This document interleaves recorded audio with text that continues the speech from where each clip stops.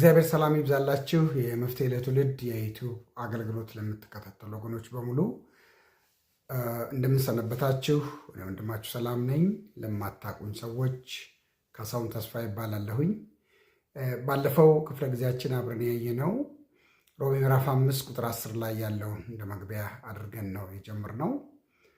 ሐዋርያ ጳውሎስ እሱንና ሌሎችን ሰዎች ጨምሮ ለእግዚአብሔር እንዴት ጠላቶች እንደነበርን ከእግዚአብሔር ጋር ደግሞ እንዴት በልጁ ሞት እንደታረቅን በሰውና በእግዚአብሔር መካከል የነበረው ጠላትነት በማን እንደተወገደና በሰውና በእግዚአብሔር መካከል እንዴት ሰላም እንደተገኘ በሰውና በሰው መካከል ሰላም በዚህ መንገድ እንደሚገኝ ሰው በሱና በእግዚአብሔር መካከል ሰላም ሲሆን እንዴት እግዚአብሔርን ርስት የእግዚአብሔርን መንግስት እንደሚወርስ ነበር አብረን ያየ ነው። ስለዚህ በዕለቱ የነበረን መልእክት ምንድን ነው? ማንኛውም ሰው የትኛውም ሃይማኖት ተከታይ ሊሆን ይችላል። በዋናነት በሱና በእግዚአብሔር መካከል ጠላትነት እንዳለ አውቆ ይሄ ጠላትነት የሚወገደው በልጁ በክርስቶስ ኢየሱስ በኩል እንደሆነ ተረድቶ ጌታ ኢየሱስ ክርስቶስን ማመንና መከተል መቀበል ነው። ትልቁና ዋናው ነገር የሃይማኖት ጉዳይ ሳይሆን ከእግዚአብሔር ጋር መታረቅ ነው፣ ከእግዚአብሔር ጋር ሰላም መፍጠር ነው በሚል ነው የዛለት መልእክቱን አብረን ያየ ነው። ዛሬ አብረን የምናየው የመልእክት ክፍል ወገባችሁን በእውነት ታጠቁ የሚል ነው።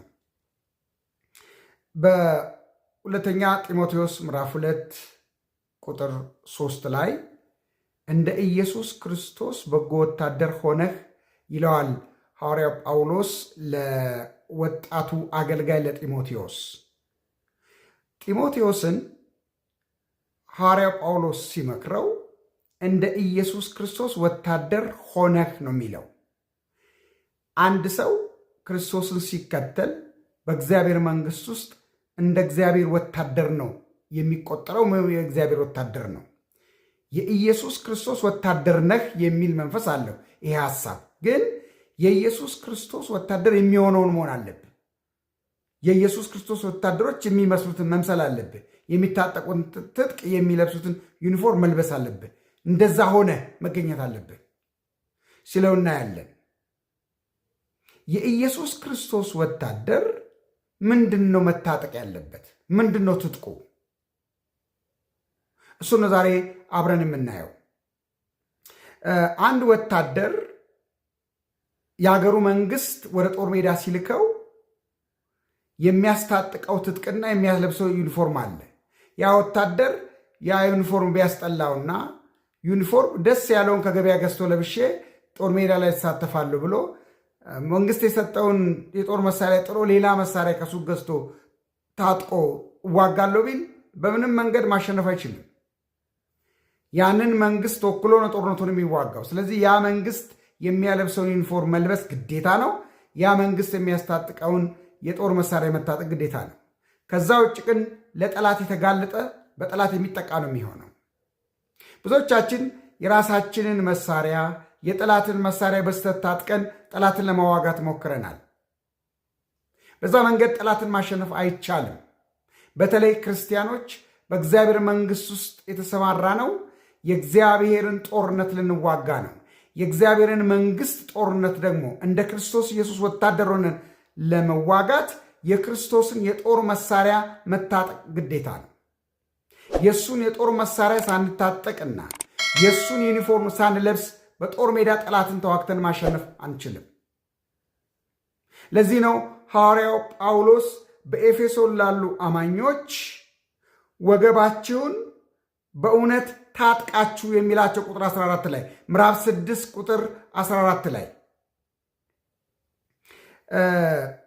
ሐዋርያ ጳውሎስ ወገባችሁን በእውነት ታጠቁ ሲል በእስር ቤት ስላለ ከፊት ለፊቱ ወታደር እያየ ነው ይህንን ደብዳቤ ጻፈው ይላል ብዙ ሰዎች። ያ የሚያግባባን ይመስለኛል። አንድ ወታደር አብዛኛውን ትጥቅ የሚታጠቀው ቀበቶ ላይ ነው፣ ወገቡ ላይ ነው፣ መቀነቱ ላይ ነው። ስለዚህ ልክ እንደዚህ ወታደር እናንተም የሚያበረታችሁን የሚያጠነክራችሁን እውነት ታጠቁት፣ ልበሱት ሲላቸው እናያለን። ከፊት ለፊታቸው ያለውን ሰራዊት ጠላት ለመቋቋም ለማጥቃት የሚችሉት በወገባቸው ላይ እውነትን ሲታጠቁ ብቻ እንደሆነ ነው ሐዋርያ ጳውሎስ የሚያስገነዝባቸው። ምንድን ነው የክርስቶስ ወታደሮች የእግዚአብሔር መንግሥት ሰራዊቶች የሚታጠቁት መሳሪያ ወይም የሚታጠቁት እውነት ምንድን ነው? ይሄ እውነትን ታጠቁ ነው የሚለው። በወገባችሁ ላይ ታጠቁ። የሚታጠቁት እውነት ነው ወገብ ላይ። ምንድን ነው ይሄ እውነት? በዮሐንስ ወንጌል ምዕራፍ 17 ቁጥር 17 ላይ ጌታችን ኢየሱስ ክርስቶስ ተልኮውን ወደ ማጠናቀቅ በመጣበት ሰዓት ላይ ስለ ደቀ መዛሙርቱ ሲጸልይ በእውነትህ ቀድሳቸው፣ ቃልህ እውነት ነው ሲል እናያለን። የኤፌሶን አማኞች ሐዋርያው ጴጥሮስ እንደ አንድ የክርስቶስ ወታደር እንደ አንድ የእግዚአብሔር መንግሥት ሰራዊት እንዲታጠቁ እየመከራቸው ያለው የእግዚአብሔርን ቃል ነው ማለት ነው። የክርስቶስ ወታደሮች የጦር መሳሪያቸው የእግዚአብሔር ቃል ነው። የሚታጠቁት የእግዚአብሔር ቃል ነው። ጥሩ መሳሪያ፣ ጠላትን አጥቅተው ማሸነፍ የሚችሉት፣ ድል ማድረግ የሚችሉት፣ በጠላት ላይ ማየል የሚችሉት ይሄንን የእግዚአብሔርን የጦር መሳሪያ ሲታጠቁ ብቻ ነው።